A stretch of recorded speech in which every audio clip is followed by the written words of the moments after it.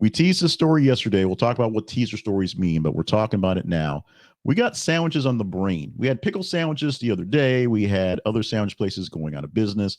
This one also having issues. Subway sandwiches are short on meat, says a lawsuit. Subway has its own financial issues as the glut of Subway sandwich shops when they let everybody basically franchise. So it's worse than Starbucks, where there's a Starbucks across the street from Starbucks. There's a Subway across the street from Subway in most cases. They started to consolidate, started to close some shops down, do some things going forward, and they had issues going on with the distributors. Number one, when you bake their bread, it doesn't actually come out to a foot. And now the meat in the subs aren't quite meeting well. The math ain't math when it comes to meat.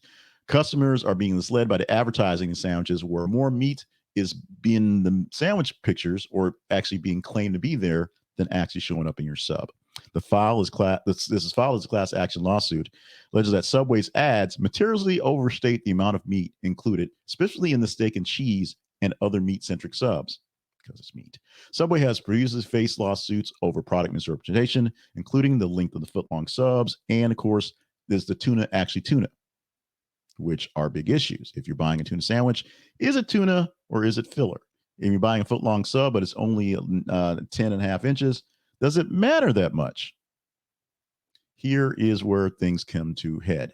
You'll see more about this lawsuit coming forward because it's clickbait-ish, and so we'll see more about that.